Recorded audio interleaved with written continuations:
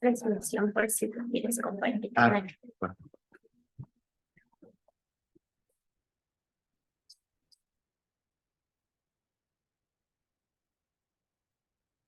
Bueno, buenas tardes a todos y a todas.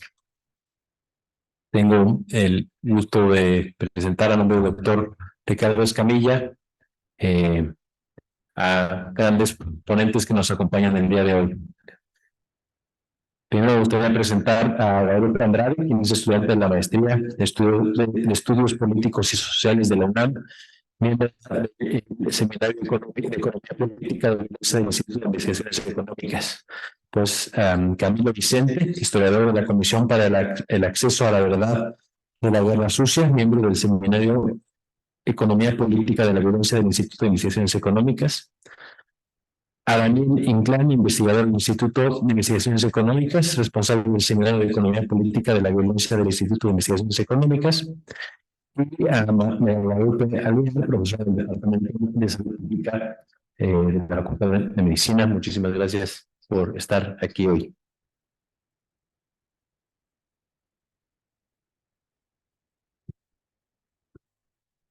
Bueno, pues muchas gracias, Andrés. Pues es un gusto hacerle una breve introducción a la mesa que coordinará Daniel, que desde su título, Claves para una crítica de la violencia, nos sugiere la posibilidad de pensar diversas formas a través de las cuales nos apropiamos de la violencia como parte de nuestras vidas y cómo en un país como el nuestro nos invita a verla como parte de nuestra existencia, como parte constitutiva de la vida diaria. Sin embargo, esta mesa nos invita desde una visión interdisciplinaria a reflexionar si esa violencia es inmanente a nuestra existencia, si nacimos violentos o si nos volvemos violentos, cómo nos volvemos violentos. En el Departamento de Salud Pública de esta facultad nos sentimos obligados a replantear la forma en que pensamos la violencia, a reflexionar si desde la salud la estamos reduciendo a una cuestión natural, a una cuestión biológica y hasta cierto punto la estamos viendo como de origen genético. Nosotros renunciamos a pensar que la violencia solamente es el acto violento medido por el número de homicidios como una cuestión de desajustes biológicos. Como sus sujetos sociales estamos inmersos y formamos parte de un conjunto de relaciones de poder a través de las cuales se disputan las relaciones materiales y desde ahí se ejercen distintas formas de violencia. Queremos pensar que la violencia, si bien se expresa en conductas y comportamientos aprendidos, correspondientes a una sociedad de barbarie, necesitamos transformarla en escenarios que sean más acordes con una vida de igualdad. Es fundamental desde la pluralidad de esta universidad y de esta facultad abordar los problemas colectivos de salud desde significaciones que humanicen el conocimiento y no criminalicen la pobreza, la condición de género, la edad, proyectar la violencia más allá del acto y entenderla como resultado de procesos sociales. Como realidad social que vivimos, no podemos permitirnos pensar la violencia como resultado de la pobreza. Desde la salud es necesario pensarla más allá de nuestros genes malévolos violentos que son inevitables. Es necesario pensar en las condiciones económicas que mandatan la violencia como un mecanismo de conservación y supervivencia del capital. Aunque el panorama epidemiológico de la violencia en nuestro país, aún reduciéndolo al número de homicidios, nos obliga a reconocer que los sujetos violentados son aquellos que se encuentran en condiciones de desigualdad social, excluidos socialmente y estigmatizados por su condición de pobreza, que los coloca al mismo tiempo en condición de víctimas y victimarios. Es fundamental abordar el planteamiento de la violencia no como resultado de la probabilidad y del riesgo. No podemos clasificar al violento o al violentado a partir del cálculo de probabilidades. La violencia no tiene una distribución aleatoria. El ser violentados tiene una génesis social. La violencia hacia las mujeres no es resultado de las características biológicas que nos confirman como mujeres.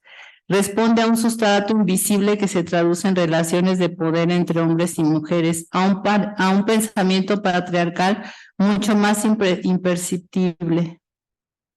Los cuerpos son una manera de demostrar la existencia humana. La violencia ejercida sobre ellos es el mecanismo básico de negar la vida. La desaparición forzada de personas es una forma de negar el derecho a existir, manifestación de autoritarismo, represión y brutalidad. La conversión de los cuerpos en mercancías en función de la ganancia y el consumo.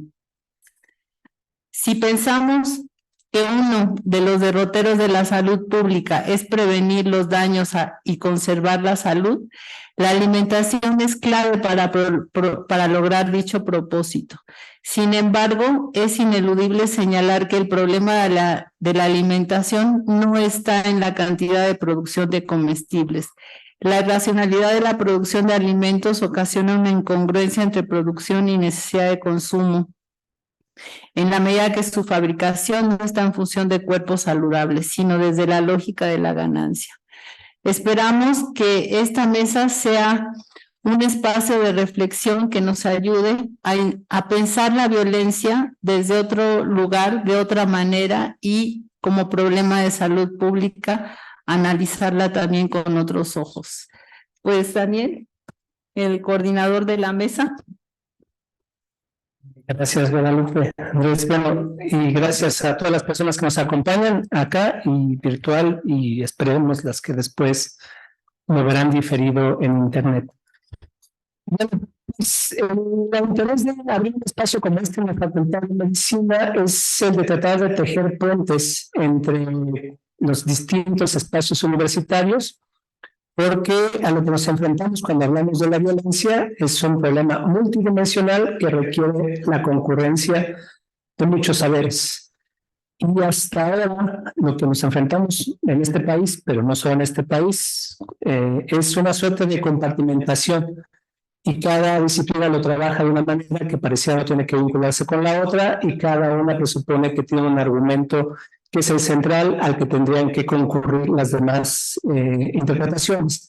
Lo que queremos y lo que hemos venido haciendo desde un equipo de investigación en el Instituto de Investigaciones Económicas es tratar de incorporar un conjunto diverso de saberes para ir armando ese rompecabezas que nos permita entender la violencia y por qué se generaliza y por qué organiza nuestras vidas en este país, en América Latina y diríamos en amplias geografías del mundo. Para eso es importante que también pensemos en las palabras, pensemos el uso que damos a las palabras y hasta dónde nos alcanzan las interpretaciones que vamos generando, porque cuando hablamos de violencia parece que es una obviedad. Entonces pareciera que tenemos clara en la cabeza a qué hace referencia a esa definición, pero yo creo que hay una confusión grande y que necesitamos ir desmontando para entonces tener claro que sí es lo específico de la violencia y qué no es violencia, pero sobre todo dónde se inscribe, a qué relaciones responde, cómo participa en la configuración del mundo cotidiano. Porque, y lo digo al inicio, la violencia no es resultado de prácticas anormales. Tendríamos que salir de la idea de la violencia como patología social, porque las sociedades no se enferman, las sociedades no son sanas.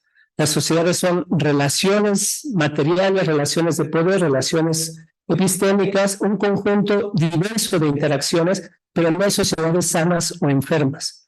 Hay sociedades en las que las condiciones de la vida son más dignas o en las que las condiciones de la vida son más deplorables. Pero no podemos pensar, y eso es un primer llamado a este espacio, a usar metáforas médicas para el entendimiento de los ejercicios de violencia.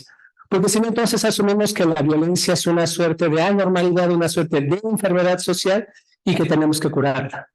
Y pareciera que en esa dirección intervenimos sobre la violencia atacándola como si fuera una suerte de bacteria o de virus, cuando lo que tenemos es que pensar cuáles son las múltiples razones que están detrás de su ejercicio. En ese sentido, me parece que tenemos que pensar más allá, y no quiero sonar a caricatura, más allá de lo evidente. O sea, no es solamente dar por sentado qué es eso que alcanzamos a mirar, sino cuáles son todas esas prácticas y procesos que hacen posible el ejercicio de la violencia. Es muy común reducir la violencia a los actos. Lo más fácil cuando pensamos en el análisis de la violencia es decir, es que es una persona violenta porque golpeó, pateó o, en el peor de los casos, asesinó. Pero no paramos en cuáles son los procesos que están detrás de ese acto y ese acto en qué procesos está inscrito. Pensemos, y uso este ejemplo que es muy vivo en la universidad y ahora que hay una mayoría de público femenino, lo que nos han enseñado las críticas de los distintos movimientos de mujeres contra el patriarcado. El patriarcado no solamente es una mirada lasciva, el patriarcado no solamente es un cuerpo masculino que toca un cuerpo femenino, es toda una estructura de entendimiento del mundo, es toda una estructura de poder. Entonces, la violencia contra las mujeres no se reduce solamente a esas miradas lascivas, a esos tocamientos o, en el peor de los escenarios, a abusos sexuales. Es la configuración de toda una estructura que valida esos actos. Entonces, lo que hemos aprendido con esas movilizaciones es que para entender la complejidad de la violencia contra las mujeres, tenemos que ir más allá del acto. Porque si solamente nos quedamos en el acto, vivimos en sociedades como la que estamos habitando ahora en la universidad, que intenta limitar solamente la agresión, pero dejar intacta la estructura patriarcal. No se mueve ese edificio, esa dinámica cotidiana sigue intacta y lo único que se intenta atender es que no haya esos actos, que no haya esas denuncias en torno a estos actos. Ese es el ejemplo con el que quiero entrar para que pensemos que la violencia no es solamente un ejercicio de prácticas anormales o de prácticas descompuestas, sino grandes estructuras. Y que por lo tanto la violencia también responde a ciertas necesidades que van más allá de la violencia. Entonces, cuando nosotros tenemos en tiempos cotidianos, en tiempos regulares, expresiones múltiples de ejercicio de violencia, insisto, no habría que pensarlas como prácticas anormales, sino tratar de desentrañar a qué responden, a qué tipo de interacciones se vinculan. Para ello, quisiera proponerles que no pensáramos en la violencia como un acto o como una suma de actos, sino como un proceso. Esto es algo sobre lo que hemos venido trabajando mucho en el equipo de investigación, porque esto nos permite entender que si la violencia no es un acto o una suma de actos, sino procesos, podemos entonces vincular cuáles son las personas que ejecutan la violencia, cuáles son las personas que padecen la violencia y qué relaciones materiales simbólicas están jugándose. Porque algo que no tenemos que perder de vista es que la violencia tiene por objetivo cuerpos. Y los cuerpos ocupan espacio. Pero cuando pensamos en cuerpos también tendríamos que ir más allá de los cuerpos humanos y entender que la violencia que habitamos y la violencia en la que nos reproducimos cotidianamente tiene que ver con otras existencias, animales no humanos, pero también existencias vegetales. Yo sé que esto puede parecer un poco extraño decir que tiene que ver la violencia contra los ecosistemas, contra la violencia que sufren las mujeres todos los días, o la violencia que sufren los periodistas en este país. Sí están articuladas, porque si pensamos la violencia como un gran proceso que tiene diversas expresiones, entonces podemos reconocer en primera instancia, si aceptamos la premisa inicial de que no es un acto anormal o un acto patológico, está respondiendo a relaciones de poder. Es fundamental entender que la crítica de la violencia tiene que criticar las relaciones de poder en las que está inscrita. Siempre lo digo, lo vuelvo a decir acá, porque tenemos que salir de la idea de que hay violencias irracionales. Toda violencia produce su razón. Razones precarias, razones limitadas, pero no hay violencia irracional. No hay una suerte como un acto locuaz que va y desestructura. Pensemos incluso en fenómenos como tan atroz del personaje que hace 2 semanas aventó a una mujer a las vías del metro y después se avienta a él. Deja un testimonio y una razón, completamente cuestionable, completamente débil el argumento, pero hay una razón. Es decir, esa persona que está ejecutando el acto está convencida de que lo está haciendo por algo. Ahora, ese algo no es una razón individual, no es una mente aislada que está pensando cómo se opera, sino que ese argumento, esa explicación del acto siempre se inscribe en relaciones más amplias. no son personas aisladas, no es una persona loca que se convierte en sicaria, no es una persona loca que decide ir a masacrar cuerpos, es una relación colectiva.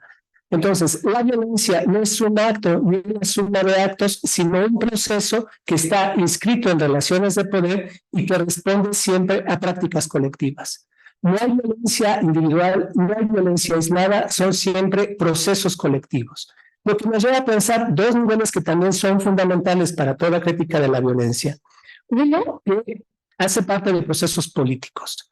Podríamos decir en sentido estricto que toda violencia es política, pero necesitamos también diferenciar qué entendemos por política y qué entendemos por violencia política.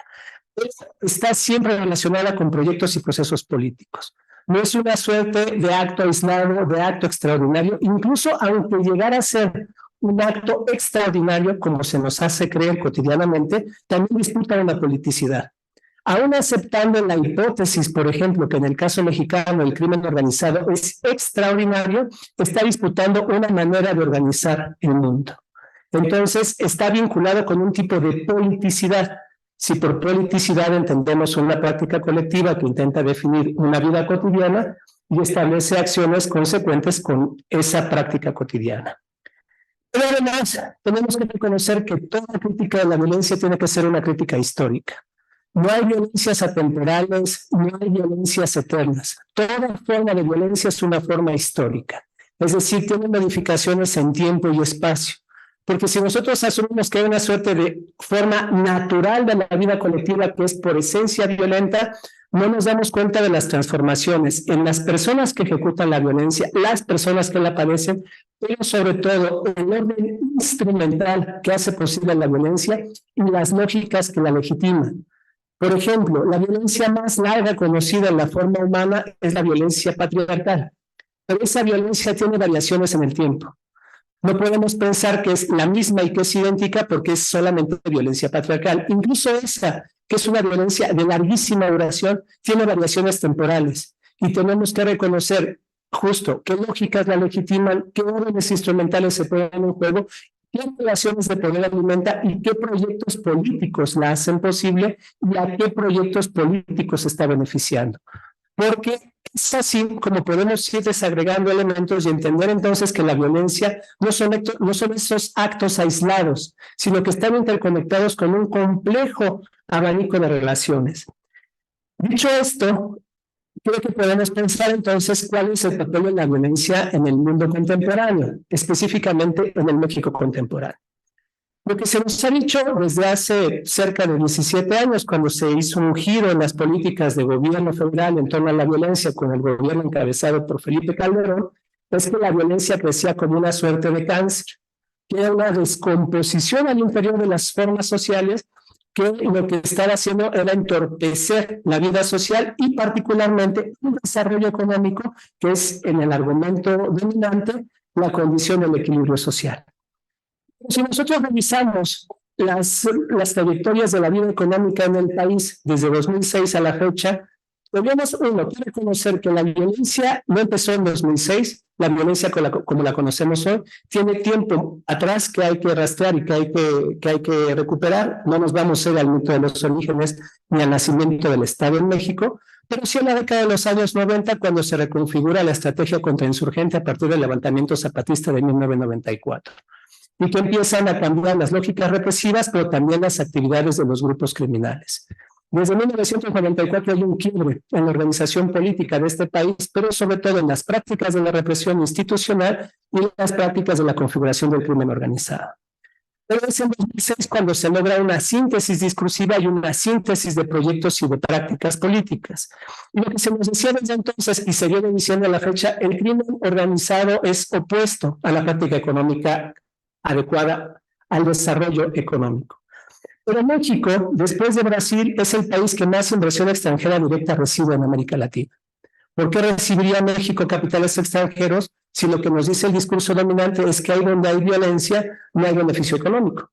¿Por qué México recibe 90 millones de turistas después del confinamiento? Porque antes del confinamiento recibía más de 100 millones de personas extranjeras. ¿Por qué recibe tantas personas si es un país inseguro?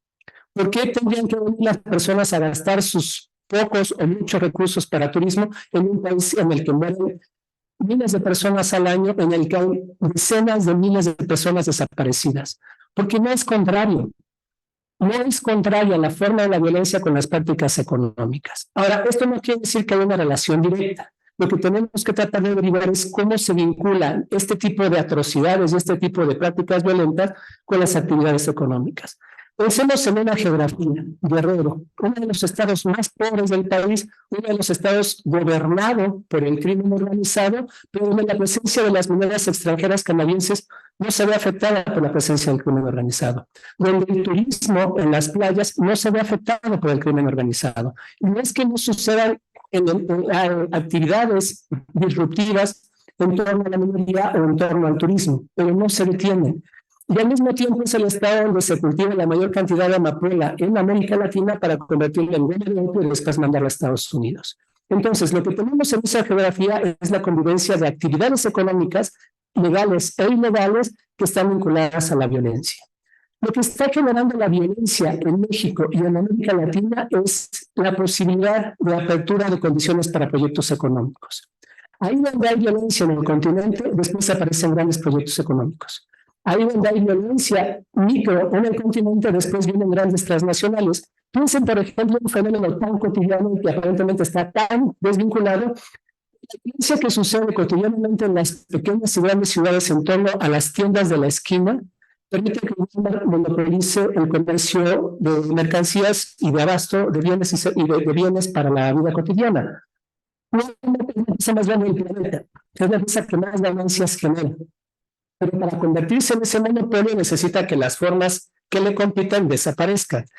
Y una de las vías es la vía estrictamente económica, ofrecer menores precios porque los precios de Walmart pueden hacer que quiebre una tienda. Y la otra, pues que hay una violencia cotidiana que obliga a que las tiendas, porque tienen derecho de piso, bajen su cortina. No quiero decir con esto que Walmart está pagando al crimen organizado para cerrar tiendas. Lo que quiero plantear es que esa actividad beneficia a esa corporación. Pasemos por las mineras. ¿Qué sucede con comunidades desplazadas en todo el país, comunidades campesinas desplazadas sobre las cuales después se instala una mina? No quiere decir que la mina paga a los grupos criminales para que se instale ahí el proyecto. Lo que quiere decir es que esa actividad criminal beneficia a la minera porque entonces hay un terreno deshabitado o un terreno despoblado.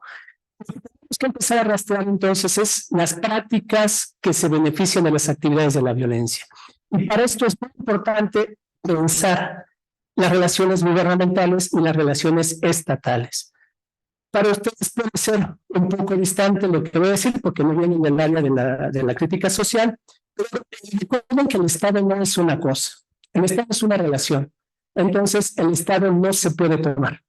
Esta idea que nos es común y dominante en la que dice es que se tomó el Estado por el crimen organizado. Yo puedo tomar una casa, puedo tomar una facultad, puedo tomar una universidad porque es una cosa. El Estado es un conjunto de relaciones que se materializan en instituciones, en políticas públicas, en proyectos de organización de la riqueza social. Pero no es una cosa. El Estado no se puede tomar. El Estado se reorganiza. Y ante lo que estamos es ante la presencia de actividades criminales involucradas en el Estado. Tampoco es un narcoestado. Es una modificación del Estado que permite la integración de actividades criminales para modificar el funcionamiento del Estado. Y lo hace por varias vías. La vía legal, que sería la vía de las elecciones y la vía de la participación parlamentaria. Sabemos de muchas figuras que encabezan gobernaturas o que están presentes en legislaturas locales que tienen antecedentes criminales o que tienen procesos judiciales por hacer parte del crimen organizado. Y lo mismo con las Fuerzas Armadas. Entonces, no es un tema de que se toma y el crimen empieza a meterse. Es una transformación de las relaciones de poder y los intereses que conforman el Estado que hacen posible la expansión acelerada de actividades criminales. Y por esto es muy importante pensar que la forma contemporánea de la reproducción social es cada vez más complicada. Un sistema económico llamado capitalismo, que prometía el progreso infinito, las mejoras infinitas, ya no puede garantizar eso que prometía, porque estamos ante una gran crisis, que es tal vez la mayor crisis a la que nos enfrentamos, que es la destrucción del ambiente. Para que el capitalismo ofreciera ese desarrollo infinito, ese progreso sin límites, se suponía que había un planeta sin límites. Pero hoy sabemos que el planeta, bueno, se sabe desde hace muchas décadas, pero hoy es muy claro que el planeta tiene límites. No hay suficiente agua, no hay suficientes metales, no hay suficiente energía.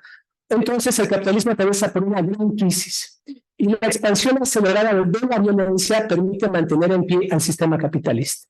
No es un desajuste, no es una anormalidad, es uno de los mecanismos a través de los cuales esta maquinaria no para. Y lo decía con el ejemplo de la inversión extranjera directa. México es una de las geografías más inseguras del mundo, pero es una de las geografías más rentables para la inversión capitalista, porque hay condiciones para seguir generando ganancias, porque tenemos poblaciones atemorizadas, tenemos poblaciones paralizadas y porque tenemos una práctica que permite una represión sin costos políticos. Si muere un periodista, si muere una persona defensora de derechos humanos, decimos es que fue el crimen.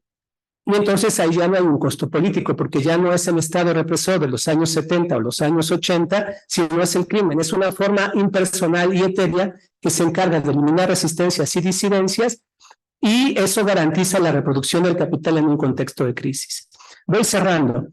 Entonces, lo que les propongo es pensar por fuera de lo evidente, pensar por fuera de los actos, empezar a trabajar a la violencia como un proceso, y para ustedes que están haciendo investigación en salud y la dimensión social de la salud, habría que salir de esa trampa de relaciones mecánicas, que la pobreza es la causa de la violencia, que el atraso es causa de la violencia. Pensemos siempre en condiciones históricas, no solamente en condiciones coyunturales, sino en una historicidad de las prácticas. Pensemos en la politicidad que está detrás de los ejercicios de violencia, pensemos en las relaciones de poder que hacen posible la violencia, pero sobre todo, pensemos que la violencia es un proceso material. No es solamente un ánimo o un tipo de comportamiento, es una forma de disputar la materialidad de las cosas.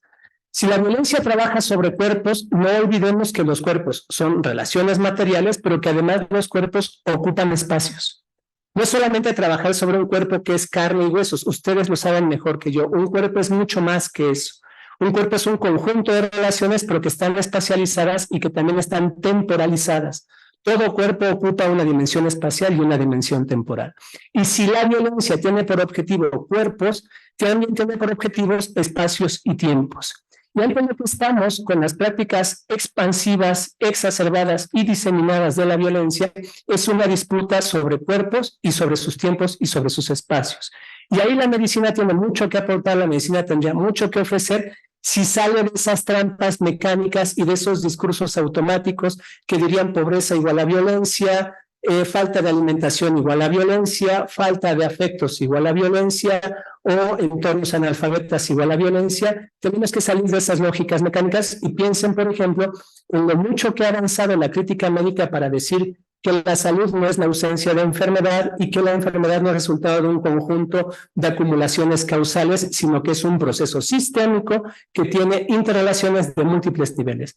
Entonces, la invitación es a que tejamos formas de explicación, conjuntando saberes y que avancemos en una lectura mucho más compleja de la violencia, superando lecturas morales, lecturas mecánicas y sobre todo lecturas simplistas. Bueno, eso.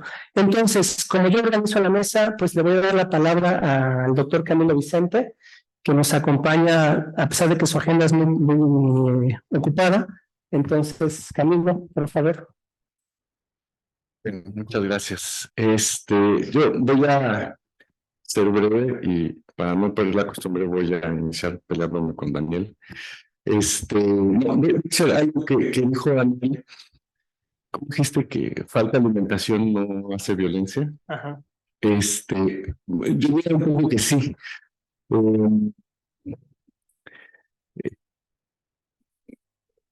En sí, la falta de alimentación es un acto violento, ¿no?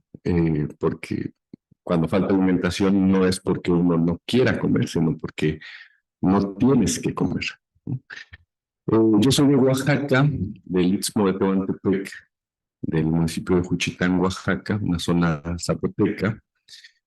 Y la ventaja que tenemos ahí es que estamos cerca del mar, es un valle, y estamos cerca del mar y podemos tener acceso a cierto consumo proteico. lo que hace que en términos generales la estatura de las personas sea un poco más alta que el promedio, ¿no? Pero estando en Sinaloa,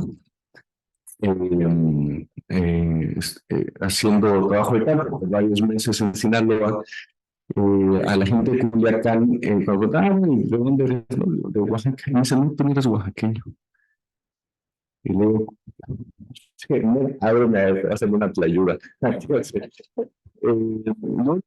oaxaqueño. Yo, pero pues te estoy diciendo que soy oaxaqueño. ¿Por qué me dices que no? Es que los oaxaqueños son chaparritos, ¿no? Pensando un poco en eso. Claro, la respuesta inmediata es sí, pinche banda racista, ¿no? Entonces la respuesta inmediata. Pero eso me se queda pensando, y efectivamente, cuando uno va a los campos agrícolas de la gran agroindustria, no sé si a qué vuelven de Sinaloa o de Culiacán, no eso vemos, pero si algún día tienen la oportunidad de ir, son campos agrícolas, son hectáreas y hectáreas y hectáreas de agroindustria, altamente tecnologizada. Pero su base principal es la mano de obra jornalera, ¿no? Los jornaleros agrícolas fundamentalmente vienen de Oaxaca, de Guerrero, ¿no? De estas zonas empobrecidas del país. Imagínense Sinaloa, 40, 45 grados, sensación térmica de 50, viven en barracones que solamente tienen ventilador, ¿no? Claro, los paisanos oaxaqueños que van ahí particularmente son de la zona serrana de Oaxaca, de la Mixteca, ¿no? De la Chontal Alta, donde la zona Soque, ¿no?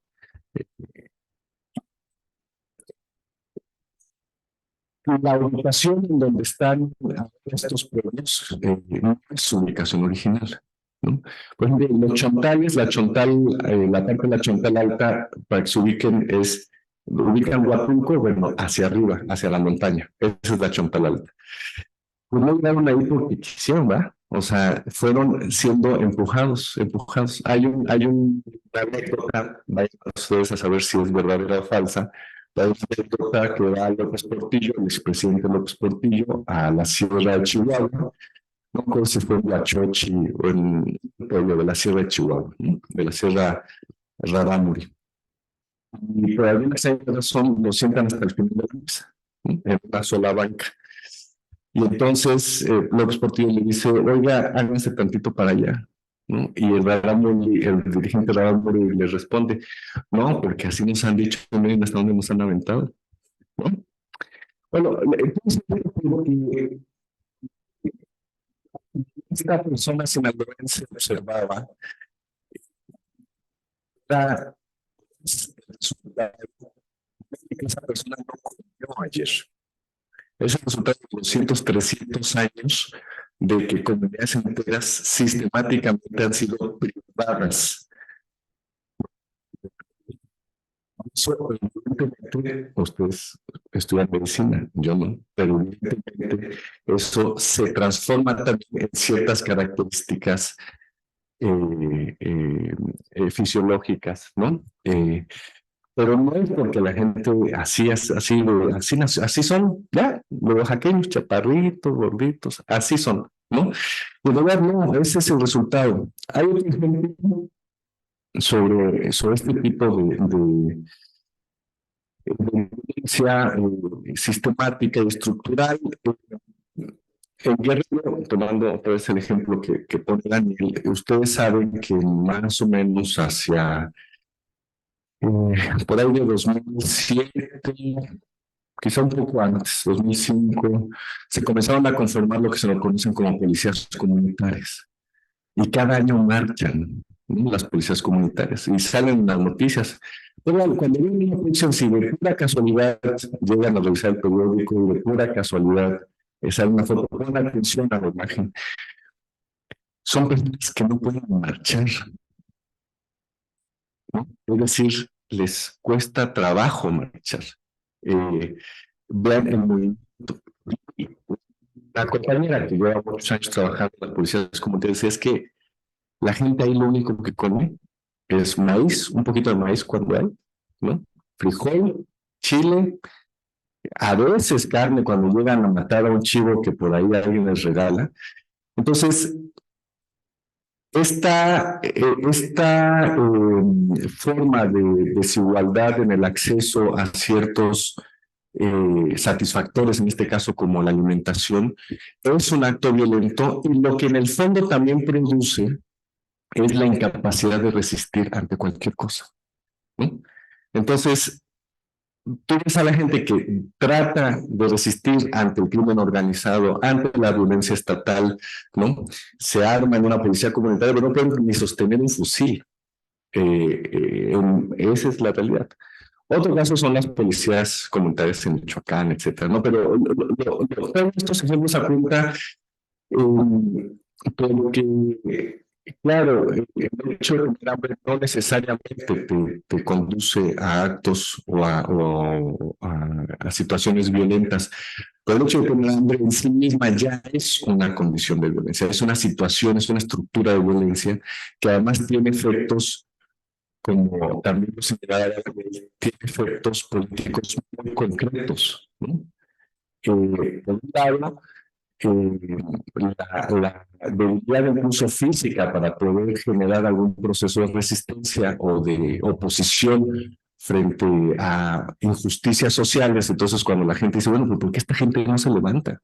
Bueno, pues porque a veces ni siquiera hay fuerzas físicas para levantarse, pues, aunque la moral esté muy alta. Entonces, claro, los actos los procesos de violencia, en este caso que son estructurales, ¿no? Por decirlo como usualmente se llama, esta violencia estructural, es decir, esta violencia que está por debajo y que de alguna manera está estructurando de forma mucho más amplia el conjunto de la vida social. En términos más o menos generales es la producción de desigualdades sistémicas o sistemáticas, ¿no? Es una violencia que en sí misma ya organiza o reorganiza el espacio de la vida política, ¿no? Determina las formas de vida social.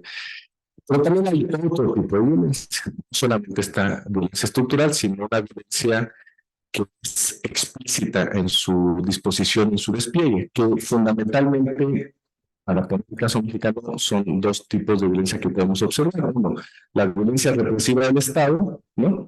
Y también la violencia de lo que ahora se ha llamado crimen organizado. Las dos violencias, efectivamente, la violencia no se despliega ni de manera irracional, aunque tenga formas de despliegue irracional, aunque aparezca como irracional, no se despliega de manera irracional, y tampoco se despliega como un fin en sí misma, ¿no? Aunque a veces pareciera que hay cierto tipo de violencias que lo único que se persigue es consumirse a sí misma, o sea, como un puro acto violento. En realidad no es así, hay factores racionales y además también hay objetivos muy claros. Usualmente son objetivos, uno, o económicos o políticos o una vinculación entre los dos factores, ¿no?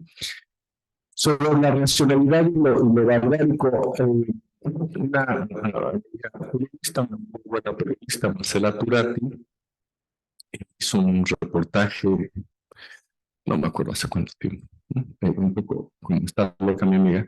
Ustedes se acordarán en Tijuana de un caso que encuentran un sitio de exterminio, no me acuerdo si en 2008, bueno, se acordaron, no sé ni cuánto nació en 2000 jóvenes, pero bueno, si no, ahí búsquenlo.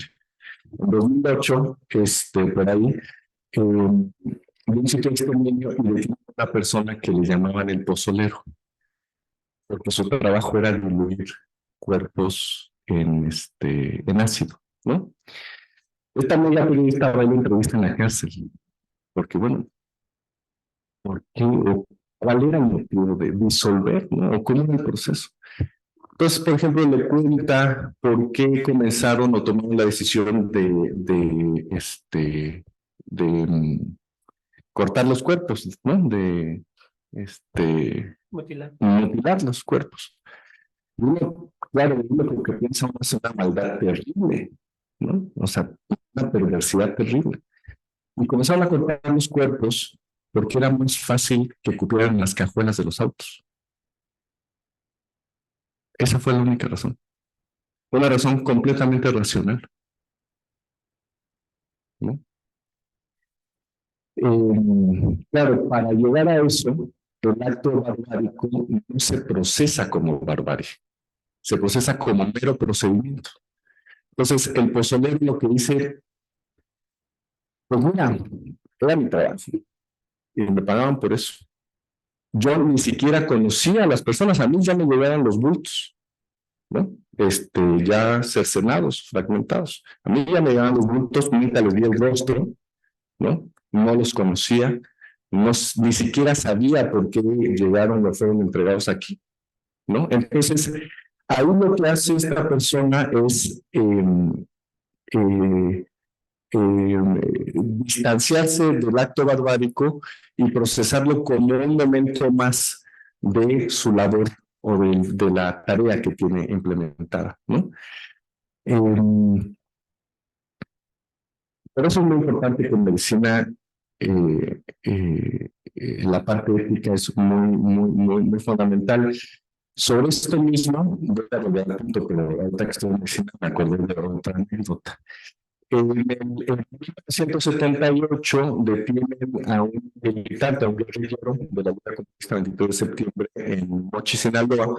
Lo trasladan al cuartel militar de Culiacán, Sinaloa, a la 9ª zona militar, y dan una tortura tremenda, tremenda. El señor sigue vivo y tiene problemas derivados de las torturas, ¿no?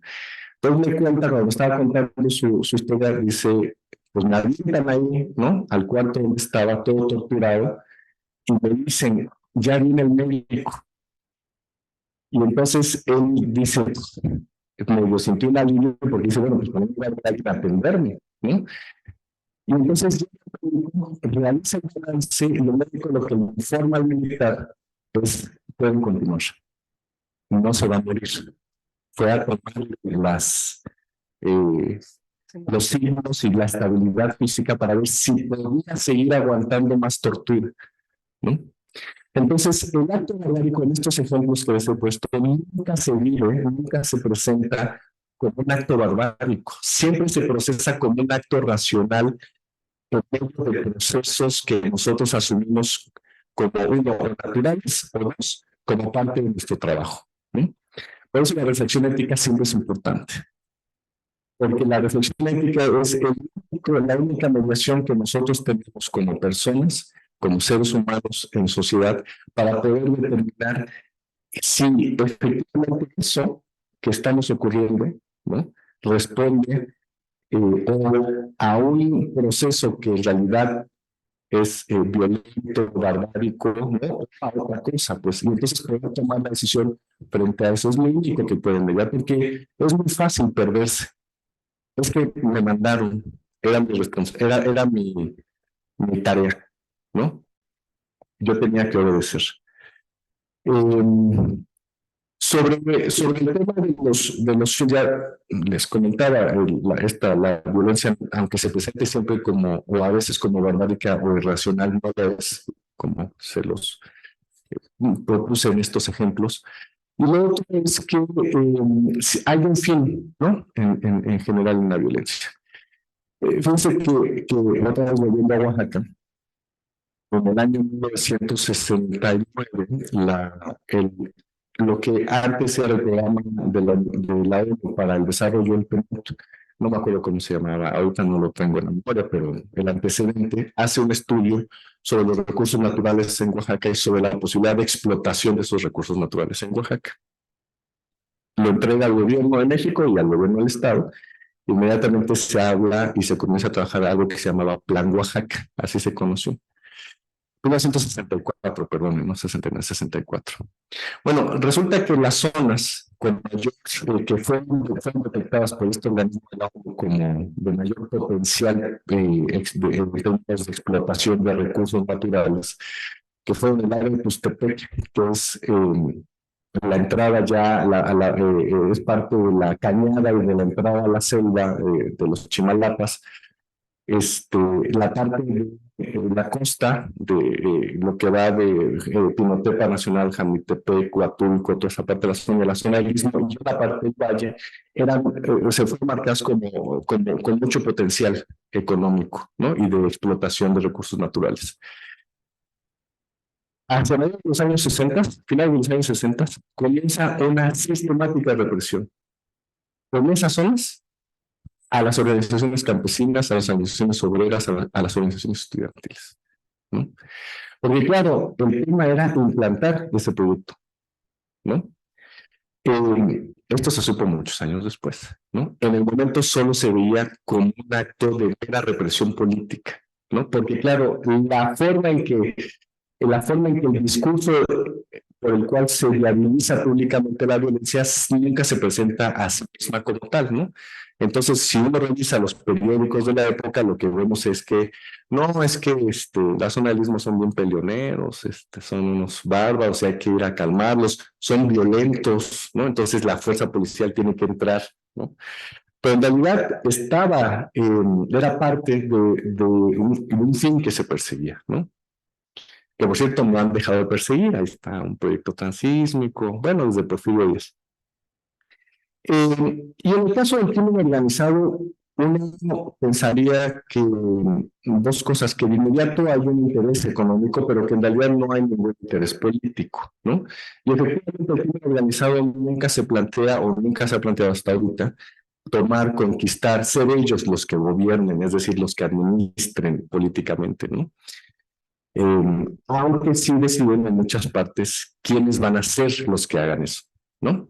En muchas partes de México lo deciden ahora. Y de esa manera, digamos, tienen ahí un vínculo con la forma de la construcción política en los espacios pequeños. Pero no solamente de esa manera, no es solamente una cuestión económica y no solamente de esa manera es que el crimen organizado tiene un efecto sobre las condiciones, sobre la configuración política de los espacios sociales en distintas zonas del país, ¿no? También lo hace de dos maneras. Uno, al perseguir este objetivo económico, por ejemplo, de apropiarse de personas para el trabajo forzado, como en muchas zonas de Jalisco, ¿no? Que muchas personas de Jalisco han sido desaparecidas para el trabajo forzado, o para la trata de personas como en Tapachula o en Ciudad Juárez en los años 90, la forma en que despliegan esta violencia, que busca una apropiación económica, ¿no? Una explotación brutal y yo diría peor que la esclavista, ¿no? Tiene un efecto político directo. Y el efecto político directo es la diseminación del miedo y la incapacidad de organización de las comunidades. Porque ¿quién sale a protestar? ¿Quién sale cuando en realidad tú sabes que inmediatamente estás en peligro tu existencia? Tú está en peligro tu integridad física, ¿no? Y está en peligro porque lo vives, o sea, porque sabes que cualquier persona puede salir con un disparate, ¿no? Y porque las amenazas se despliegan. Entonces, digamos, el tema con la violencia, y con esto cierro, o sea, el problema con la violencia es es pensar que es por un lado una forma extraordinaria o una forma externa a nuestras comunidades, a nuestros espacios, ¿no? Cuando en realidad se produce y se reproduce en nuestras comunidades y en nuestros espacios, ¿no? Y en segundo lugar, pensar que por lo tanto, como es una forma irracional o como es una violencia externa, la única solución también tiene que venir de fuera, ¿no? Entonces, esperar a que casi mágicamente la violencia desaparezca, ¿no? Entonces ahí las políticas públicas toman una gran importancia, pero también la acción colectiva, la organización, el acompañamiento, ¿no? y cierro, una persona que fue víctima de desaparición forzada y sobrevivió a la desaparición, muy torturada, una mujer, en una entrevista me decía, mira, pues yo pues era del barrio, es del barrio, ¿no? Esta mujer. Entonces decía, mira, pues ¿cuál psicólogo? ¿Cuál contención psicoemocional? ¿No? Pues ya ahí el médico de la vecindad fue el que medio me atendió las heridas. Los únicos y las únicas que me ayudaron a poder sanar fue el mismo barrio, ¿no? Es decir, el arropamiento comunitario, ¿no? Entonces, creo pues ahí hay que darle un par de vueltas y en términos de salud pública, ¿no? Creo que es importante considerar el papel que tienen las comunidades para atender el tipo de violencia, no solo de la política pública, sino a estos microniveles, ¿no? Ya, muchas gracias. Gracias. Bueno, le damos la palabra a Guadalupe Andrade, ahora hablando de hambre, para que nos dé otra dimensión de los estudios de la violencia. Por favor. Hola, muy buenas tardes. Muchas gracias a la doctora Guadalupe por la organización de este espacio y muchas gracias por su presencia. Yo también comparto que justo el momento muy atribulado y muy catastrófico que atravesamos requiere el encuentro de estos espacios dialógicos multidisciplinarios, ¿no? Que podemos observar en esta universidad permanecen un poco aislados, ¿no? Y creo que es un momento de tejer discusiones. Entonces, agradezco mucho el espacio. Yo quisiera organizar esta presentación en dos momentos. Como ustedes saben, el título que escogimos para esta charla es La carne de la violencia, especismo y alimentación.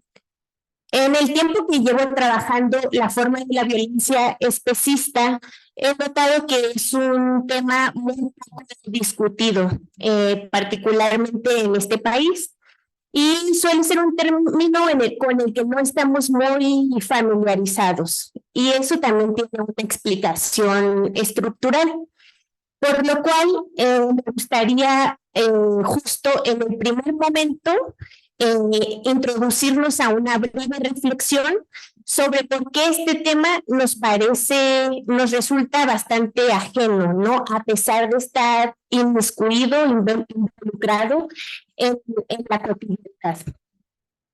Y en un segundo momento quisiera exponer también de manera muy sucinta el ejercicio de formas de violencia. Son superposiciones de violencias que están dentro del proceso dominante de producción y de consumo de carne en el mundo contemporáneo. Bueno, quisiera invitarles a que cada quien desde nuestros lugares nos formulemos una pregunta que, si gustan, podemos abordar en un momento posterior de intercambio. Por el momento pensemos, ¿por qué, teniendo en cuenta los tres siguientes factores que voy a mencionar, la carne sigue siendo un elemento dominante en los patrones dietéticos occidentalizados? Y con esto hago un pequeño paréntesis porque estoy completamente de acuerdo con lo que acaba de exponer Camilo, de que el sistema alimentario mundial de este sistema económico es estructuralmente violento porque es desigual. Tenemos una producción alimentaria mundial que es superior al volumen de producción alimentaria que podría consumir la población a nivel global. Y sin embargo, una tercera parte de la humanidad está desprovista de este derecho humano básico, ¿no? Una tercera parte de la población a nivel mundial vive en una situación de pobreza alimentaria. Y yo comparto con Camilo que eso, en principio, ya es una lógica de violencia.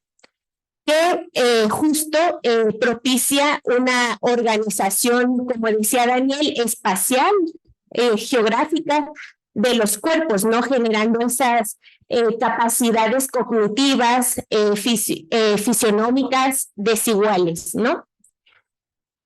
Sin embargo, en esta charla voy a querer que centremos la atención en la forma dominante de la producción y consumo de carne, porque es una maquinaria que ocupa la mayor cantidad de recursos del sistema alimentario mundial, a pesar de que no abastece a la mayoría de la población. Entonces, volviendo a la pregunta, les proponía enfocarnos en 3 elementos. El primero sería los beneficios para la salud humana derivados de una dieta moderada en grasas y colesterol y rica en fibras y proteínas de fuentes diversificadas, así como las asociaciones cada vez más conocidas de las dietas carnocentradas, tanto con las enfermedades transmisibles, particularmente las afecciones cardiovasculares que representan un problema grande en este país. Como lo vimos durante la pandemia, configuró el cuerpo poblacional más vulnerable a la mortalidad por COVID, como también las enfermedades transmisibles causadas por agentes infecciosos como la cisticercosis o productos tóxicos aplicados al ganado, ¿no? Como también es una generalidad en este país, la aplicación de clenbuterol al ganado para hacerlos aumentar de peso de manera acelerada. O podemos mencionar también la práctica dominante utilizada en la agroindustria en Estados Unidos, que es la alimentación del ganado a partir de piensos fabricados con harinas de huesos y carnes de los mismos animales, ¿no? Y que ha dado pie a varios tipos de enfermedades infecciosas. La más conocida seguramente les suena por este tipo de proteína llamada prion, que es la enfermedad de las vacas locas, ¿no? Entonces, bueno, en este primer punto tenemos, digamos, varios elementos hasta este momento ya muy estudiados sobre las desventajas de que los patrones dietéticos sean carnocéntricos. El segundo elemento es la devastación ambiental que se produce a consecuencia del funcionamiento normal de este complejo agroindustrial, el cual, como les mencionaba, demanda la mayor proporción de recursos. Es decir, estamos hablando, si contabilizamos todos los recursos que están en operación en el sistema alimentario mundial, la mayor cantidad de agua, la mayor cantidad de superficie territorial, la mayor cantidad de volumen de nutrientes de la tierra y la mayor cantidad de energía se gastan para la producción de mercancías cárnicas, lo cual desde cierta perspectiva se podría avalar si esas mercancías en el mercado estuvieran al alcance de toda la población, pero como les menciono, eso es falso. Además, ustedes sabrán que los procesos más acelerados de deforestación que vivimos actualmente en este punto, justo son impulsados en gran medida por la industria cárnica, ¿no? Por esta necesidad de expandir las formas de monocultivos de cereales oleaginosas y cada vez más productos vegetales utilizados exclusivamente para la alimentación de ganado, ¿no? Este es un problema muy grave porque de manera directa contribuye a acelerar, a profundizar el pedal del calentamiento global. Y es una problemática que afecta particularmente a este país, ¿no? Y a otros países de nuestra región. Y como tercer elemento, pero no menos importante, sería reflexionar acerca del maltrato animal al que se somete a los animales destinados a ser convertidos en mercancías cárnicas, ¿no? Estos animales que naturalizamos llamar animales de ganado, como si su naturaleza fuese justo existir para ser parte de la industria cárnica, y que si bien estas formas de procesamiento de los animales, formas intrínsecamente violentas, pues son de distintos grados porque podemos ubicar diferentes modelos productivos. Quisiera que nos centráramos en el modelo dominante, ¿no? ¿Por qué? Porque, reitero, es un modelo que está utilizando la mayor cantidad de recursos del sistema alimentario, está concentrado en unas muy pocas corporaciones, es decir, es un ejercicio económico monopólico. Y además hay un acelerado proceso de estandarización de esos modos, ¿no? De operar de esa forma de industria cárnica, que es la que de manera técnica se llama CAFE por sus siglas en inglés, aunque acá seguramente habrán escuchado el término megagranjas o megafactorías, ¿cierto?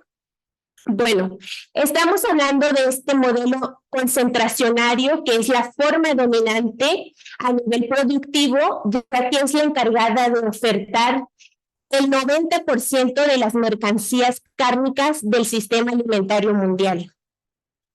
Y bueno, entonces la pregunta de fondo, perdón si me alargué mucho, pero si nosotras contemplamos justo estos tres elementos, que al parecer son cada vez más conocidos, ¿cierto? O sea, cada vez hay más infografías, más materiales de difusión sobre estos impactos, cada vez hay más documentales, incluso de distintos órdenes, ¿no? Ya no nada más pertenecen a un ala del activismo radical ecológico o animalista, sino también ya hay organismos institucionales haciendo énfasis cómo la industria cárnica es de los principales factores que contribuyen al calentamiento global y la destrucción generalizada del planeta, ¿no? Entonces, si es un asunto cada vez más conocido, estas lógicas y estas prácticas de la industria cárnica, ¿por qué la carne sigue significando ese elemento prioritario en el patrón dietético dominante, ¿no? Y bueno, aquí me gustaría justo ofrecer dos perspectivas, digamos, de carácter teórico-interpretativo, que provienen de la filosofía y de la sociología, y que nos permiten pensar cómo el consumo de carne en el mundo contemporáneo se ha configurado como un sistema de creencias.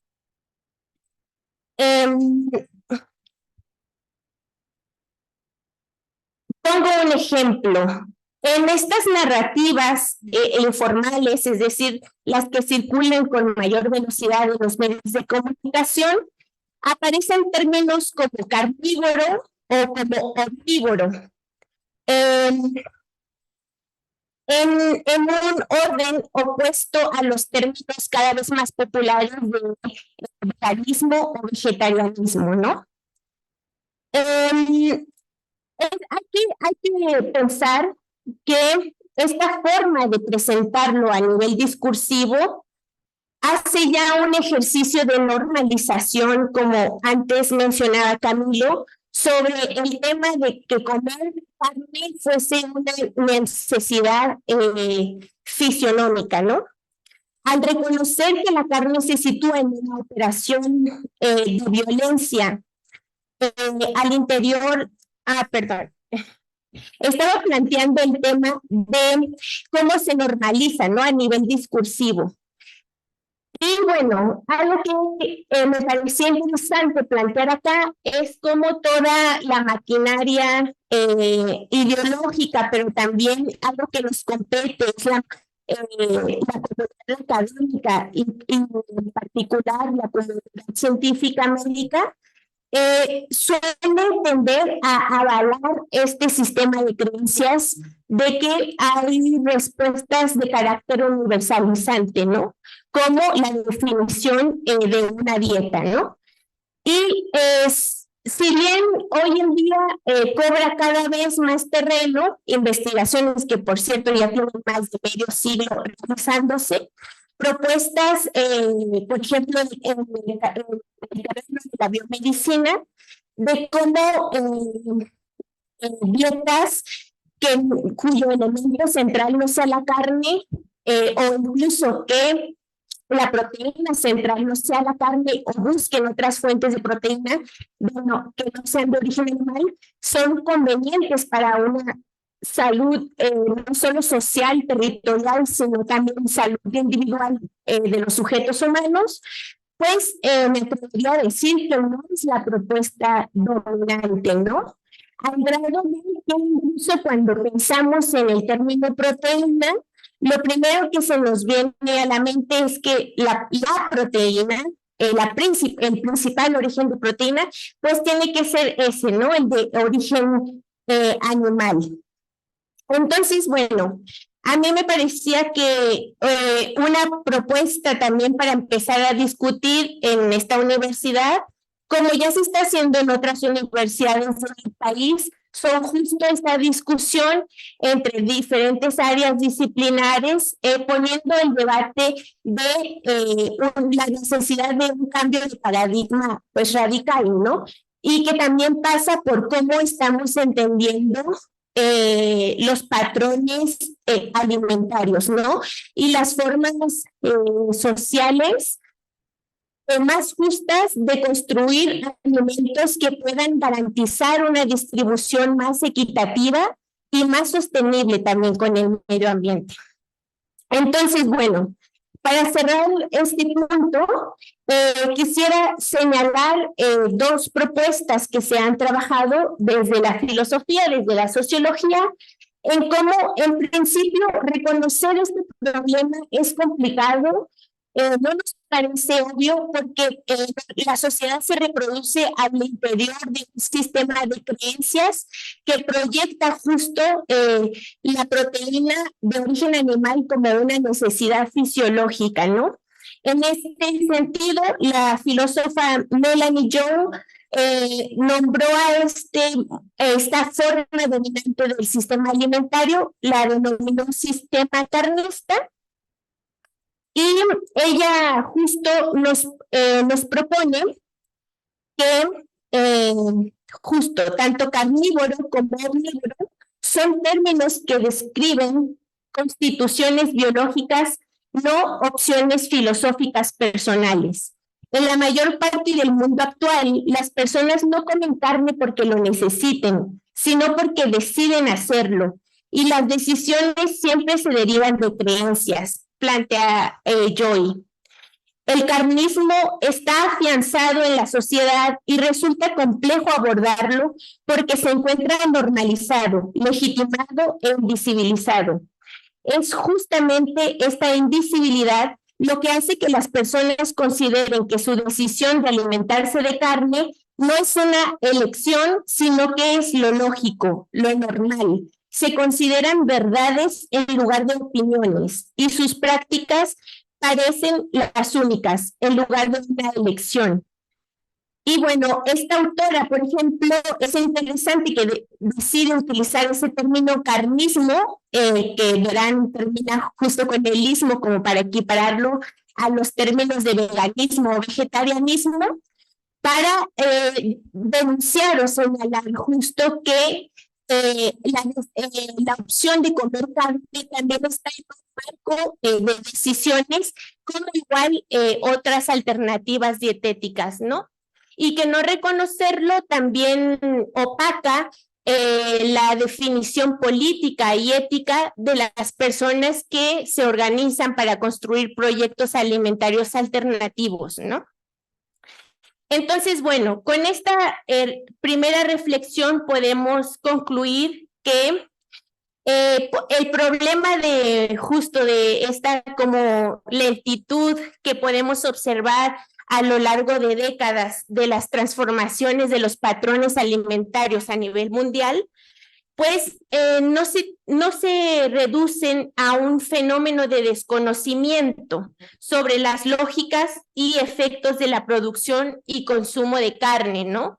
Y que por el otro lado, pues está la otra cara de la moneda, que por más que informemos sobre los efectos y las lógicas detrás de la industria cárnica, no nos va a dar un resultado mecánico, justo que haya una toma de conciencia de, sería más conveniente modificar nuestros patrones dietéticos, ¿no?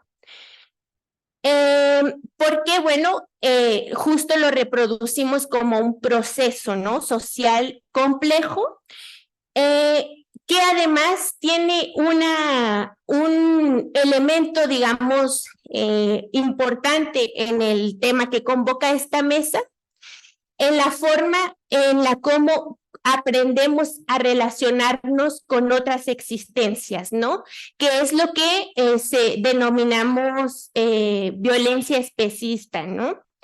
Entonces, aquí quisiera mencionar otro par de referencias que he estado construyendo a partir de, en primer lugar, pues, retomar un concepto de Rita Segato que nos propone el término pedagogía de la crueldad cuando estudia la violencia ejercida en el patriarcado de alta intensidad contra los cuerpos de mujeres, ¿no? Y en su investigación, Rita Segato nos expone, bueno, en unas formas de patriarcado, la pedagogía de la crueldad, esa hazaña con la cual se violentan cuerpos de las mujeres, es una forma en la que se aprende, ¿no? A desconocer, a generar una otredad, ¿no? Y desde el cuerpo agresor, generar una otredad en la cual se pueden experimentar cómo ejercer, pues, tipos de violencia cargados de un carácter, de una relación de poder, ¿no? Y también me gustaría recuperar otro término que sería útil, que nos propone Adriana Cabarero, que es el horrorismo. Y el horrorismo, una breve explicación sería cómo nuestros sistemas simbólicos afectivos están restringidos para reconocer el dolor o el sufrimiento hacia la configuración de cierto tipo de cuerpos, ¿no? El término de horrorismo, Adriana Cabarero lo formula para denunciar cómo hay un sesgo entre no poder ser empáticos con el sufrimiento de cuerpos que no encajan en el arquetipo, en el canon de lo que comprendemos como un cuerpo occidental, ¿no? Pero está hablando de relaciones justo entre cuerpos humanos, ¿no? En este caso, me gustaría extrapolar ambos términos para reflexionar hacia cómo estos órdenes afectivos son incluso más restrictivos cuando se trata de formas corporales distintas a la humana, ¿cierto? O sea, si bien ya entre puros cuerpos humanos es complicado generar relaciones de empatía, de reconocimiento hacia que los demás cuerpos tienen un potencial sintiente y que pueden estar en una situación sufriente, cuando se trata de cuerpos un poco más distantes a la configuración de un cuerpo humano, pues se nos vuelve una tarea todavía más complicada, ¿no? Entonces, esto lo dejo como un punto a reflexionar sobre cómo las relaciones sociales, ¿no? Que está configurando este sistema económico, este sistema alimentario, produce en esas formas de violencia en lo cotidiano, ¿no? O sea, en los contextos más inmediatos. Y con esto quiero relacionarlo con lo que ya se ha venido tocando a la mesa, porque la discusión de la violencia me parece abona en el sentido de no entender que la violencia es aquello, un proceso aislado, ajeno, del cual podemos marcar distancia para observarlo desde fuera, ¿no? Este tema preciso de la alimentación es uno de muchos ejemplos en la forma normal, regular de funcionamiento del sistema capitalista, en el cual nos obliga a asumir relaciones violentas hacia con los otros cuerpos. Ya decía Daniel, no solo hacia cuerpos humanos, sino otras formas de existencia, ¿no? Y pues que justo creo que ante la grave situación que nos encontramos, es necesario también abordar las discusiones de la violencia desde una perspectiva autocrítica para intentar empezar a reconocer cuáles son justo esas relaciones de violencia que reproducimos en la cotidianidad, ¿no? Y con esto no quiero decir que sea una responsabilidad individualizada, ¿no? Porque al final de cuentas, estas prácticas dominantes se encuentran enmarcadas en un juego de carácter estructural que justo nos orilla a tratar de resolver nuestras necesidades inmediatas a partir de relaciones clientelares, ¿no? En este caso, pues hay una evidente relación de cosificación y de mercantilización pues de los cuerpos humanos hacia los cuerpos animales destinados a ser carne o mercancías cárnicas, ¿no? Entonces, bueno, yo quisiera cerrar esa primera parte solo con esa reflexión de reconocer cómo en la vida cotidiana pues estamos orillados a reproducir esas múltiples formas de violencia que justo no quisiera decir que son equiparables, ¿no? Que todas las formas de violencia son equiparables, pero que los estudios animalistas sobre la violencia especista nos han dejado un gran tema de reflexión, que es cómo en varios sistemas sociales las violencias que se ejercen de manera racional, ya lo decía Camilo, o sea, como un ejercicio pensado racional hacia otras formas humanas, se aprenden en primer lugar a partir de practicar con formas no humanas, ¿no? Se produce con ejercicios de prácticas hacia la violencia, hacia la naturaleza en general, hacia los ecosistemas. Pero, por ejemplo, pensemos en este caso del crimen organizado en México, estas formas terroríficas de la tortura, del secuestro, del desmembramiento de los cuerpos, todo eso, estos grupos criminales lo aprenden en principio practicando con cuerpos animales, ¿no? Y en principio con cuerpos mamíferos, porque se reconoce que hay una mayor capacidad de reconocimiento de los cuerpos humanos hacia con otros cuerpos mamíferos. Por lo tanto, en estos ejercicios de práctica de pedagogía de la violencia, de pedagogía de la crueldad, pues justo empujar, educar a una persona a que se atreva a realizar prácticas horroristas contra otro animal mamífero, le da más herramientas para eventualmente poder hacerlo contra otro cuerpo humano, ¿no? Sin embargo, bueno, no nos vayamos a ese ejemplo extremo del crimen organizado, sino también tratemos de pensarlo en nuestras vidas cotidianas, ¿no? Esta forma de gradual de insensibilización en la que nos educa, por ejemplo, este sistema alimentario a normalizar que si hoy yo puedo comer, pero sabiendo que es parte de un proceso jerárquico en el cual a una tercera parte de la población se le está dejando sin una oferta alimentaria suficiente, pero simplemente normalizar que pues, yo tengo la capacidad adquisitiva de obtener esos alimentos reducidos simplemente a esa forma mercantil y ya normalizarlo, ¿no? Que eso es algo que también se está practicando mucho en este país, ¿no? Como un ejercicio de individualización, pero meritocrático, ¿no? Como, pues aquellas personas que pueden comer porque tienen la capacidad adquisitiva es porque le han echado ganas, ¿no? Y los demás, pues porque son flojos y no quieren trabajar, ¿no? Entonces, esta es, por ejemplo, otra forma de violencia cotidiana, ¿no? Que atraviesa ese derecho básico, el de la alimentación. Y pues el otro elemento, con esto sí ya termino, sería justo pensar pues todas estas otras formas de violencia que hay detrás de procesos productivos específicos, ¿no? O sea, ya lo tocábamos un poco con los 3 elementos del principio.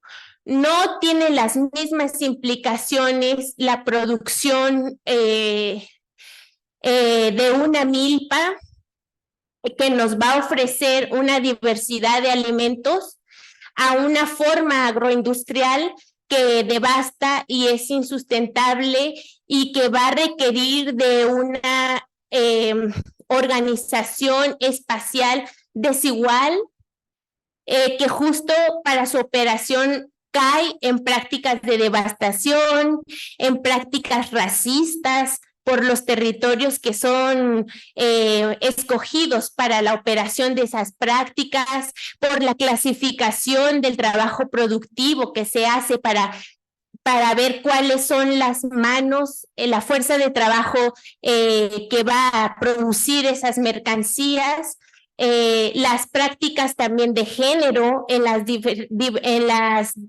diferenciaciones de los tipos de consumo, ¿no? Como este hecho de asumir que, por ejemplo, las mercancías cárnicas son principalmente para cuerpos varones, ¿no? Que ofrecen esa potencia viril, ¿no? Que en escenarios de escasez, no exclusivamente en los de escasez, pero particularmente en escenarios de escasez, se hace esa división, ¿no? Si hay poca carne, ¿a quién le toca comer esa carne, no? Y bueno, eso. Gracias.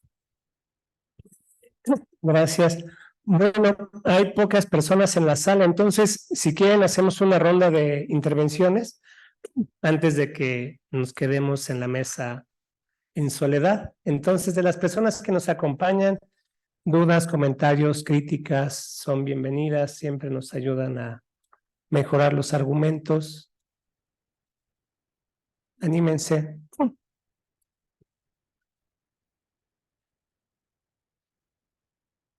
Sí, perfecto. La plática de hoy, la idea era que nos hablaran un poco sobre nuevas maneras de vivir o estudiar la violencia. Hasta ahorita lo que he podido anotar han sido que hay 2 tipos de violencia, ¿no? Y que estas 2 violencias, una tiene que ver con el Estado y otra con el Estado. Yo quisiera decirles que hicieron un poco de eso. No sé si ustedes eso fue lo que me querían presentar, pues nuestra nueva propuesta de sentido de estudiar la violencia con estos ejes, ¿no?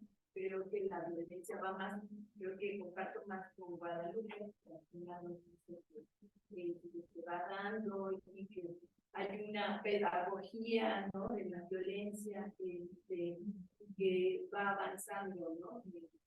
Yo me iría más por este lado de clasificarla estructuralmente en 2, ¿no? No sé si entendí o hay más criterios para medir. Gracias. De las otras personas, dudas, comentarios, críticas, ¿no? Anímense, allá arriba se ven con ganas de decir algo, por favor. Sin pena. Total, nos están grabando, así que no pasa nada. Queda para la posteridad. Podemos pedir que difuminen el rostro. Ay, perdón. Yo creo que a lo mejor fue una exposición poco clara quizá. No, yo tomé estos dos tipos de violencia. Evidentemente, la violencia se despliega en un conjunto de las prácticas humanas muy amplio, ¿no? Para poder estudiar las violencias, evidentemente, el problema con la violencia, como varios fenómenos sociales, el problema con la violencia es que nunca hablamos de la violencia en general, sino siempre de fenómenos específicos, ¿no? Cuando uno dice la violencia, en realidad no está diciendo nada. Tiene uno que decir que siempre tiene que ir, justo por eso este tipo de fenómenos siempre tiene que ir adjetivado, ¿no? Porque el despliegue es tan amplio y la graduación, no sé, o sea, podemos tener una conceptualización casi filosófica de la violencia, en tanto es un acto que pretende transformar la naturaleza de algo, es decir, puede ser tomando esa conceptualización casi filosófica, puede ser violento el acto del escultor frente a la piedra, porque está transformando la naturaleza de la piedra en otra cosa que no es la piedra, ¿no?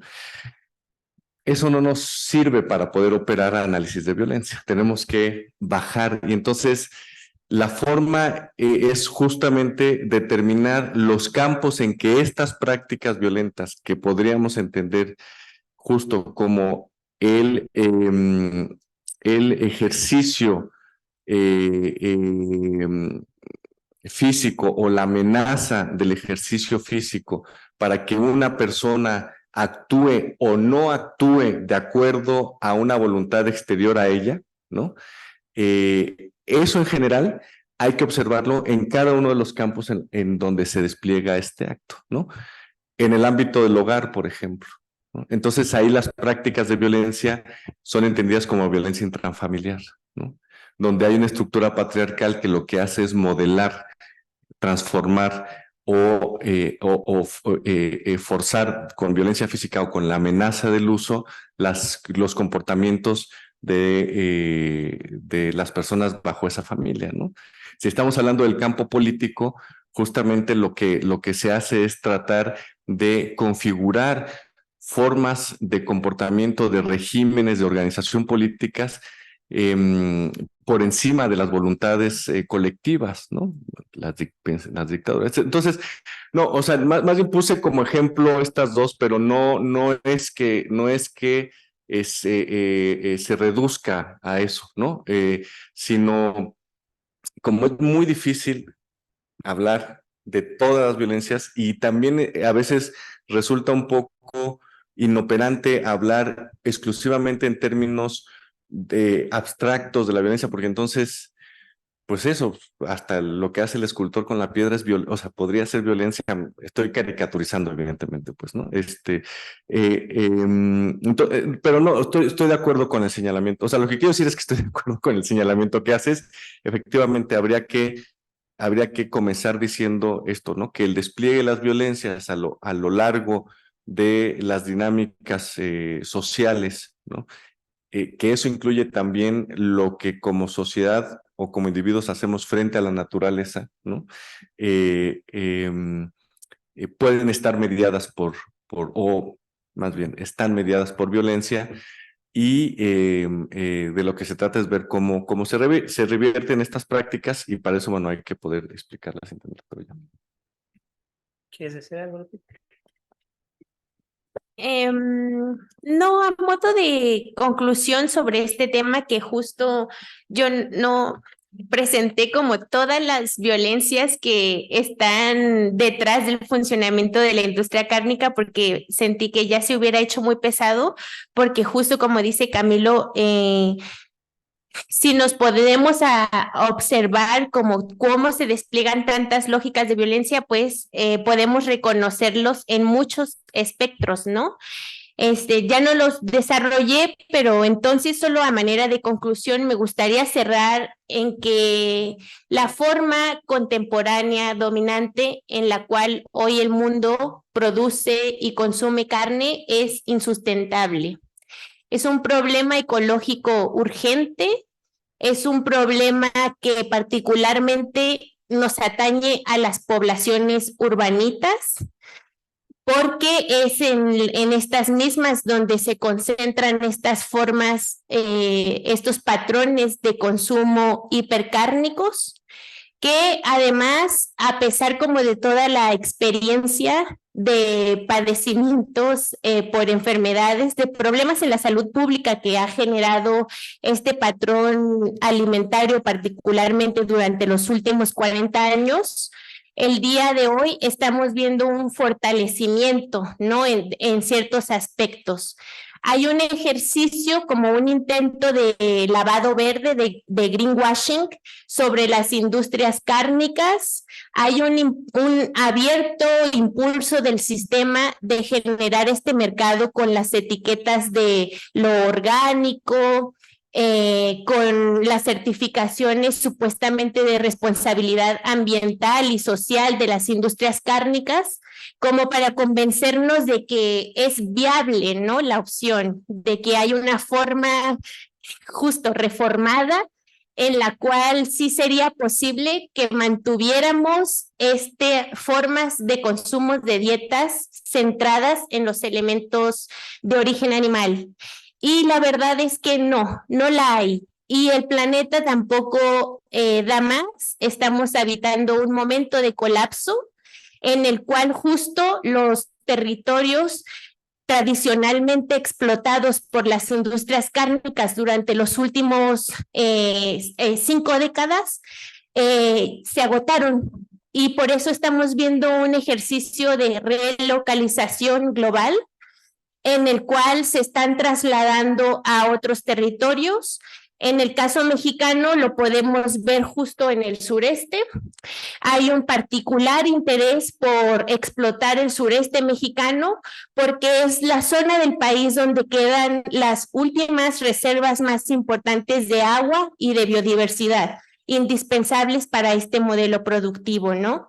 Y a la par, pues también no dejamos de ver un aumento en la demanda del consumo cárnico debido a este expansivo proceso de occidentalización, ¿no? Que, digamos, en un momento le dio cuerda el modelo alimentario estadounidense, pero que hoy se está reeditando de muchas formas, ¿no? Ya les decía yo, como el intento de versión orgánica, el intento de versión de traslademos entonces de la proteína de rumiantes a las proteínas blancas y de peces, etcétera. Pero pues la realidad es que la capacidad de la biomasa del planeta no da más para ese modelo productivo porque es un modelo de carácter intensivo y predatorio, ¿no? Y la escala en la que se quiere producir para abastecer la actual demanda mundial, a la cual también sumamos el ascenso del poder adquisitivo de nuevos mercados, como son todos los mercados orientales, pues no da para crecer 4 o 5 veces más, como está siendo la tendencia, de lo que ya se consumió en las primeras 2 décadas del siglo XXI, ¿no? Entonces, es un tema urgente para replantearnos, digamos, en primera instancia, por ese elemento de que el planeta estamos tocando los límites biofísicos, ¿no? de este planeta. Y por el otro lado, no solo por eso, ¿no? No solo porque pues ya se acabó y ahora hay que ver cómo generamos los escenarios post-apocalípticos, sino también a la par de cómo reconstruimos las formas en las que nos estamos relacionando, ¿no? E insisto, no solo con otros cuerpos humanos, sino con el conjunto de existencias del cual hacemos parte, ¿no? Porque es claramente una relación de coproducción, es decir, no somos los sujetos humanos por un lado y la naturaleza del otro, ¿no? Son lógicas de interdependencia. Y esta crisis en la salud pública que se exacerbó con esta experiencia global de la pandemia, pues nos demuestra, ¿no?, la fragilidad de esta tendencia en ese abuso de asumir como que somos espacios aislados, ¿no? Y qué bueno que ojalá esta crisis global producida por la pandemia, pues una de las grandes lecciones que nos deje es, entre muchas cosas, pues justo avanzar hacia sistemas de salud y sistemas alimentarios coproducidos, ¿no? Y más responsables, más equitativos y también más compasivos hacia las demás existencias. Yo digo algo rápido sobre la intervención. Pues es muy poco el tiempo para presentar otras estrategias, pero solo quisiera otras estrategias de análisis. El objetivo era abrir un espacio de interlocución presentando algunas de las líneas sobre las que venimos trabajando, pero algo que sí me parece muy importante es tener claro, al menos desde mi perspectiva, pero creo que es más o menos compartida por las personas que hacemos parte del Seminario de Economía Política de la Violencia, que necesitamos ir por fuera de los indicadores. Medir no es analizar. Y creo que tenemos que salir de la trampa de medir la violencia, porque la matematización del mundo, que si bien aporta elementos muy importantes, lo que hace es reducir la complejidad de los problemas y sobre todo crear modelos de interpretación que permiten siempre ajustarse. Hoy justo en este país estamos ante un debate enorme sobre la contabilidad de las personas desaparecidas, porque se ha construido mecanismos de medición que lo que abren la puerta es a la posibilidad de ajustar siempre el modelo sobre el cual se genera la medición. Y lo que nos falta, y por ejemplo ahí el trabajo de Camilo es fundamental, es analizar la desaparición, pero no medirla.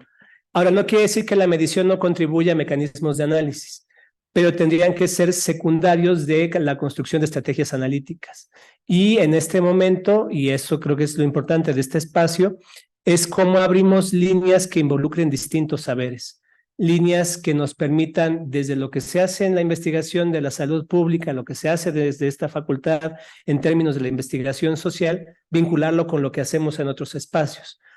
Sí hemos construido ciertas caracterizaciones de la violencia para no dejarla en esta abstracción, pero también lo que queríamos compartirles hoy, y al menos esa era mi intención desde la presentación que yo les hice, tenemos que regresar al concepto. Hay una urgencia en el análisis de lo social, desde las distintas perspectivas en las cuales se hace esto, que tiene que volver a tener cuidado sobre conceptos y categorías, porque la premura nos lleva a que conceptos y categorías los dejemos de lado, o pareciera que son tan evidentes y tan fáciles que no reparamos en que aquello que estamos caracterizando con un término probablemente no lo es, o es más que eso que estamos caracterizando. Y justo la palabra violencia es tan común y tan usada que dice todo y dice nada, y entonces podemos decir cualquier situación que incomode, que es una situación de violencia, o cualquier situación de fuerza, que es una situación de violencia. Entonces, ahí sí, justo intentando ser fieles a la tradición de la teoría crítica, hay que regresar a los conceptos, hay que regresar, pulirlos y después generar estrategias en los que esos conceptos se pongan a prueba con la realidad. Tenemos que medirlos con lo existente. Y en ese sentido, lo que presenta Lupita en torno a la producción de la carne es esa también aproximación a otras dimensiones que podrían parecer ajenas cuando pensamos la violencia. Porque además la reducción de la violencia al problema de la muerte o al problema de la sangre no nos permite poner atención en todos esos procesos que hacen posible la sangre y la muerte. Porque matar a una persona no es un acto solamente individual o aislado que se concatena con otros actos individuales o aislados, sino un proceso social extensísimo, que en este caso, como lo presentaba Lupita, se vincula con cosas tan cercanas pero tan lejanas como el asesinato masivo de especies animales en las megagranjas o las prácticas de entrenamiento de policías, militares, sicarios y parte del crimen organizado con animales. Se les empieza a enseñar ese dolor con animales. Eso está súper documentado. Testimonios de cómo en los ejércitos y las Fuerzas Armadas se les da animales pequeños a las personas que se incorporan recién a las Fuerzas Armadas para que generen un vínculo y después les piden que los maten para generar ese mecanismo de frialdad. O sea, no es solamente algo que viene del crimen y de la mente locuaz, es una dinámica social muy extendida. Entonces, la invitación era como esta apertura, esperemos que podamos mantener este diálogo fluido y que hagamos más mesas como estas y después mezclemos gente en este lugar, gente de esta facultad o que hace análisis desde la salud pública o desde la crítica social de la medicina con las personas que lo estamos haciendo desde los espacios de la investigación social. Porque lo que sí tenemos que hacer es construir mecanismos súper no sé si súper complejos porque eso es una redundancia, mecanismos complejos de análisis que involucran muchos saberes, pero sobre todo, y esa creo es una invitación, salir de la trampa del número, porque el número no nos dice nada. O sea, el número en el contexto de la política pública es una disputa por establecer verdades que generan beneficios o posiciones de poder. Pero pensemos, no solamente el caso de las desapariciones que ahora está en disputa, el tema de los homicidios. Cada nueva administración establece contabilidades diferenciadas para decidir si aumentan o no, pero que son cosas que no son menores en términos del proceso social, pero que sí se expresan como menores en la cifra. Si sucede en un estado, pero el cuerpo aparece en otro lugar, ¿quién se queda con el cuerpo? Si es un tipo de intervención en la que, bueno, no murió por el balazo, sino por un infarto. Entonces, no se pasa a la otra contabilidad porque ya no corresponde a esta contabilidad y se juega todo el tiempo con las cifras. Y el tema no es si hay más o menos, sino que tenemos un país que habita dinámicas de socialización que hacen posible eso y que además lo aceptan. Y que esto tiene implicaciones materiales y que tiene implicaciones políticas y cuyos efectos estamos muy lejos todavía de entender y también de intentar controlar. Entonces, la invitación sería, y yo con esto cierro mi participación, preguntarle si quieren decir algo más acá en la mesa, que abramos justo el debate, que pensemos que es solo una de, esperemos, varias interlocuciones entre espacios de investigación en esta universidad y que nos atrevamos justo que por el momento no podemos dar números, sino proponer estrategias de análisis.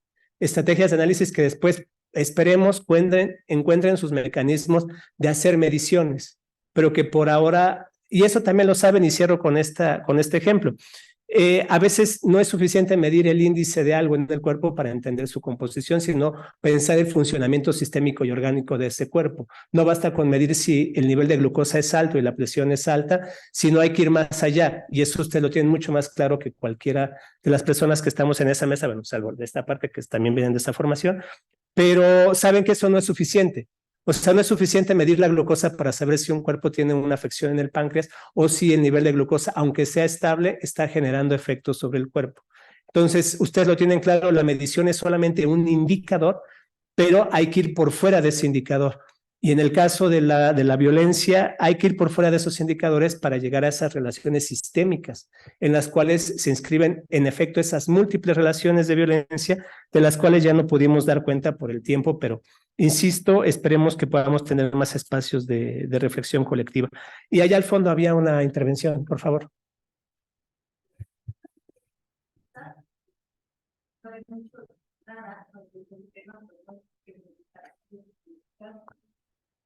Desde el seminario pasado, yo ya la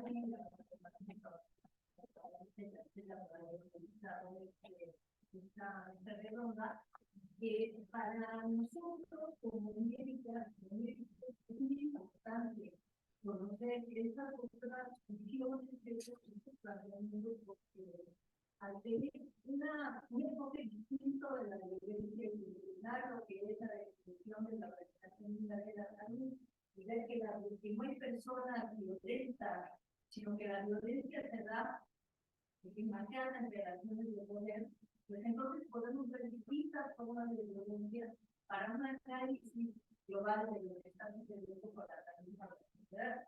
En este caso, el compañero habló de la alimentación, ¿no? Que la falta de alimentación que lo puede llevar cada uno en su espacio de trabajo, a su propia área de investigación, a la manera de hablar acerca de la violencia, dentro de la industria cárnica, un idioma que es una ciencia, ¿no? Es así, la verdad, de hablar de la realidad de la comunidad, todo esto, pero también hay algo que tiene que ver con lo que mencionaba Daniel, que tiene que ver con relaciones sociales, que se mantiene porque ya hay intereses económicos también que hacen que este tipo de industria se mantenga, porque el conocimiento de lo que genera en cuanto a la relación industria cárnica, pues está bastante. Hay por ahí un video, desgraciadamente no me acuerdo del nombre, desde la institución que habla acerca de la contaminación de la hospitales, entonces, cuánto se gasta de agua en torno al centro de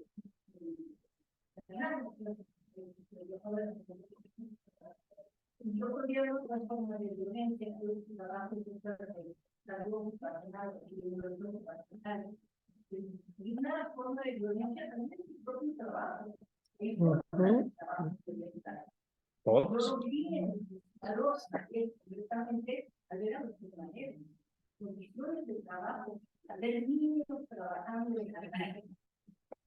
Es una situación de violencia generalizada, a ver toda la gente que llega, cómo llegan en los camiones, en las zonas agrícolas, que son formas también de violencia en el trabajo, pero que están dadas, no porque sean malos, bueno, no, no se trata de los malos, sino porque hay también, como lo mencionaban en esta relación, que no tiene que ver con gente buena o mala, o en el caso, concretamente, de medicina, de la salud mental, estos estereotipos de la gente que es voluntaria. Por la propuesta que hizo ahora el programa Ángel, para hablando de que hay estereotipos ya conocidos de la violencia, ¿no? Entonces, pues, ahora sería muy interesante hablar más acerca de estas cosas, a lo mejor en otros horarios también pueden entrar en algún poco, no puedo mantener aquí hasta yo tenga clase, después ya se van, pero a lo mejor en otros horarios de la mañana hacer participar hasta las 20, porque es muy importante, sobre todo ahora que no, un poco así de estar solicitando también porque tengan una actitud interdisciplinar.